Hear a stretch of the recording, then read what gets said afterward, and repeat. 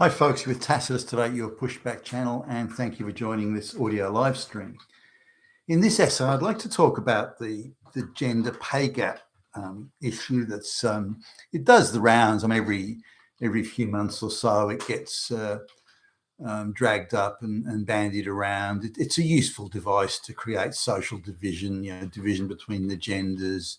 It's good talking point stuff for leftist agitators, globalist agitators, and leftist politicians to assert that all women suffer this great victimhood and this oppression, but the big hairy-chested he-man politician or big butch-dyke lesbian politician is going to fix it for you. Hey girls, we're going to look out for you. We're going to get those damn straight white males, those fucking fascist Nazis, and put them in their damn place.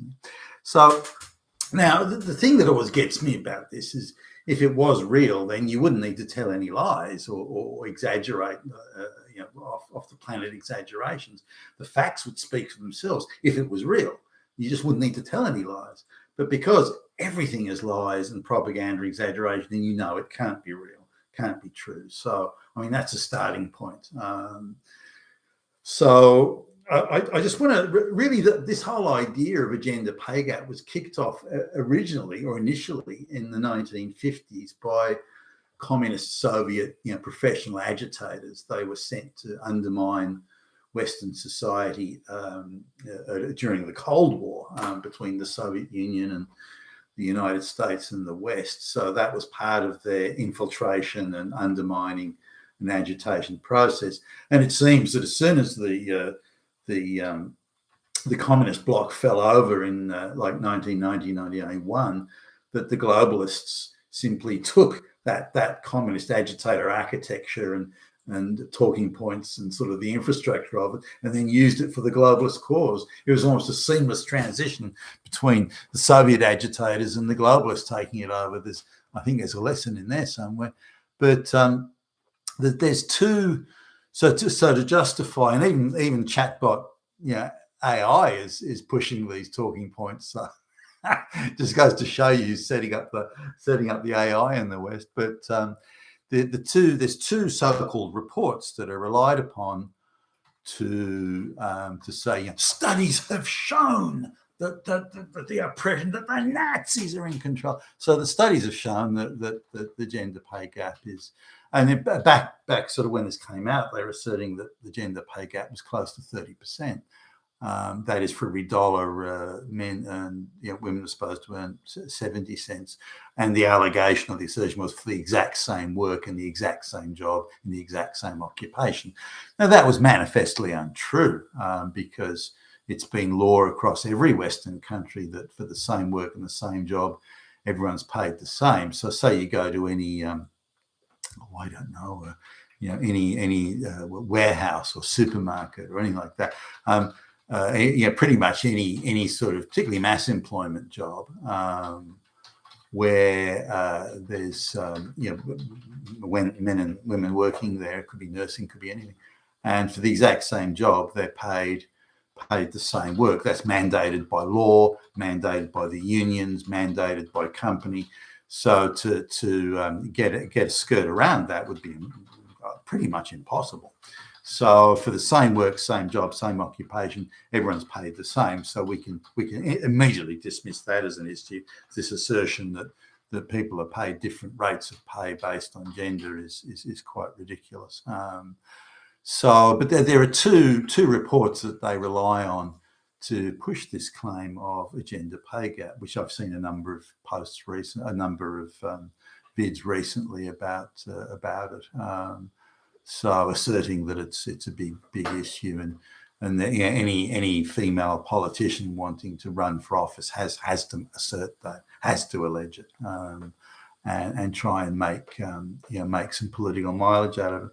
But the two reports, as far as one was the national. This is in the United States. It was a national association of activist, communist, Marxist women. So that was, you're hardly going to get something impartial out of them. So they did a study or claimed it was a study. It was, from the best I can glean, it was anecdotal, and they only went to activists to do it. So there's a bunch of activists And I'll come back to the makeup of the activists in a moment, but they asserted that the pay gap was out of control, and it was oppression, and it was fascist. The normal stuff. So clearly, it's just activist talking points. So you can dismiss the so-called study even on that. The next one was out of actually an Ivy League university, and this was in, I think, the 1990s. They first did this, but they've sort of refreshed it a few times since, or alleged to have.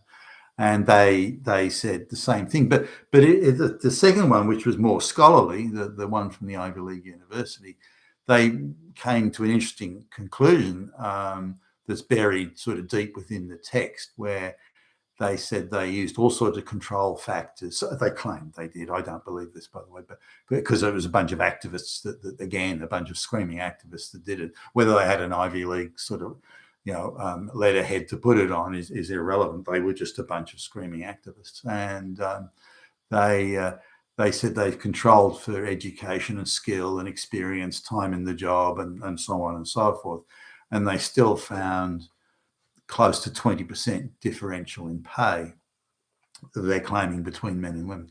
And so they asserted that they didn't know why this difference existed, the difference in pay levels, which again they're alleging existed. They didn't know why it existed. It therefore must be down to misogyny and gender discrimination. So I just want that to sink in for a moment. We don't know why there is a difference. So already you can say, well, the academic study has failed. If you've undertaken an expensive academic study with some of the alleged best minds in the field and you don't know what you set out to study.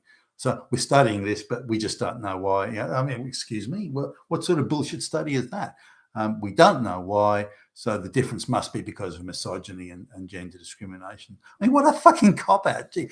So those are the two studies that they rely on. So when you say the gender pay gap doesn't exist, oh yeah, it does. Look at these two studies, you Nazi motherfucker. So that's what they throw back at you. But for anyone who wants to take the time, which very few do, anyone who wants to take time to look at these, and these are the only two justifying studies. These are the ones that are always put up front of any handling of this subject. These two reports, and they're supposed to be, or put forward at least, as the final word. The experts have spoken.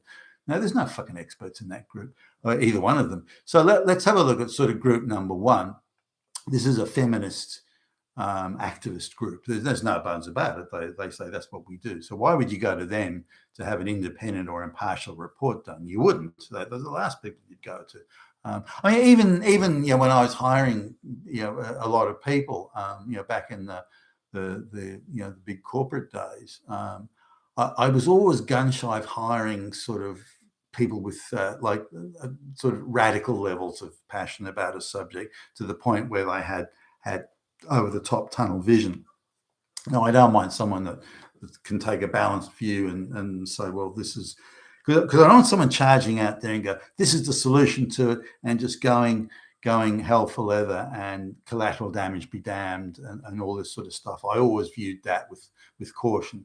So I'd far more prefer somebody who would consider all the possibilities, to the point of their intellectual capacity, at least consider all the possibilities. So if I go down this path, I'm going to create these problems, or I'm going to solve these problems but create 10 more, or I'm going to solve these problems without creating any additional problems, or I'm going to have to, I have to accept I'm going to create some problems over here to solve that problem there, but I've catered for that by doing this. And so I wanted someone to take a balanced, sort of more global, universal view, particularly, given they were going to be in a reasonably senior decision-making role.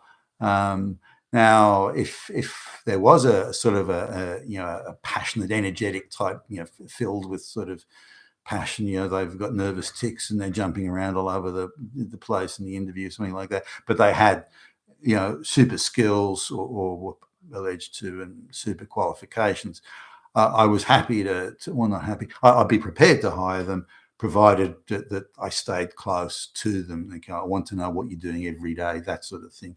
Now, sometimes people with those levels of nervous tick type passion They don't like the idea of being sort of micromanaged. But I'd make it plain. Look, you've got some skills. You've got this. I don't doubt your knowledge on the subject, but you're going to run around like a loose cannon if I leave you on your own. So the deal is, if I give you this job, you must accept some degree of micromanagement till I'm happy you'll act and behave sensibly and consider the wider views. Appreciate your passion, that sort of thing, but I don't want you going like a bull at a gate and tearing things to pieces. Now, sometimes they say, well, in that case, Billy Bob, stick your job up your ass. Go, fine, okay, see you later, buddy. Have a nice day. The people would sort of understand that I was giving a concession, but wanted something back in return, and they'd work with me on that. Not many, by the way, but some did. So the last people you go to is ideological fanatics to get some sort of fucking report that you intend to rely upon to then produce and create policy, unless your intention is to create social division, which I assume it must have been given these people. Now, I'll make a couple of observations about both of them. In both cases, the majority, by far and away the majority of the researchers and the activists and people involved, well, they were all women, but they were Jewish. Now, some people said to me, "You mentioned this Jewish thing sort of quite a few times. Like you must be Hitler if you're doing that. When you say the word black, racist, and it's not that at all. It's an absolute fact." The majority of the people involved there are female, nearly all of them are female, but Jewish, and a good proportion of those are lesbians and long-term activists. They're activists in senior high school, activists in college. They were members of the Marxist groups and all this sort of stuff. They've been absolute, in my view, fanatical activists, or certainly activists, in my view, fanatical activists. And have been pushing these gender-based causes. All women are being beaten to death by their husbands. We need strict laws to control men.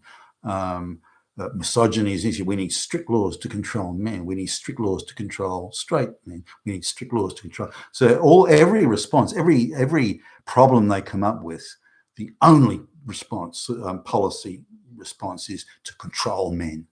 That is the only response they can come up with, and then control this behavior. So anything they view as and I think they invent these problems, but anything they view to the detriment that occurs, or any outcome that is not equal between the genders, must be down to Nazi, fascist, misogynist, Hitler. It must be that. It can be nothing else. Now, the people that arrive at that conclusion also happen to be nearly all Jewish and lesbian. It can't be a coincidence. It cannot be a coincidence. Now, I've worked with a lot of Jewish people, been hired by them, have hired Jewish people, and have been close to Jewish people in terms of collaborations on business ventures and that sort of thing. And I've always been a huge admirer of Jewish intellect. Like if I look at any group of people in proportion to the total numbers, I've come across more Jewish people with serious brain power than I have any other group. So that and I admire that, by the way.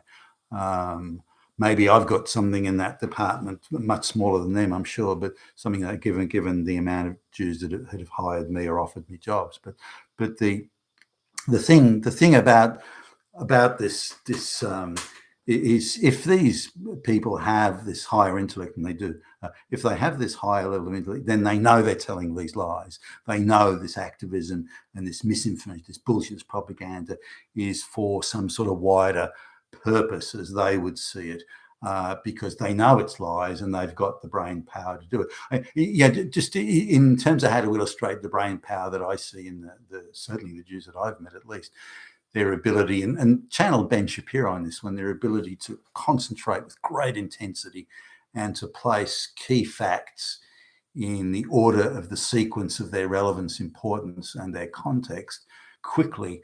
That is something that I always, and when you're sitting down sort of shoulder to shoulder with these people, looking at complex issues, and bingo, they've got it, they've nailed it.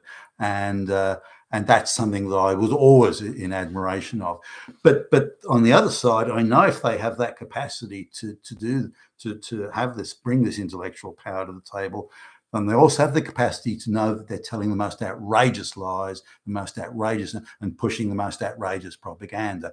And so if you gather together a group of people to do a study, why would you gather together 90% of them being Jewish, and why would you gather 65% of them being lesbians when you want independent, impartial, or theoretically want independent, impartial information or report or a study? So the intention was to create propaganda. The people they used were their primary interest to create propaganda, and then the outcome they're producing is social division amongst Gentiles in the West. And that's a bit of a worry. But the gender pay gap does not exist, and the people that are claiming that it does, and the studies they're using are completely and utterly and totally invalid, and they always have been invalid. And until a completely independent study is done, and I've seen some that have had a good go at that, until that's done, until that's used as a reference point, then we can dismiss out of hand all this ridiculous propaganda about a gender pay gap.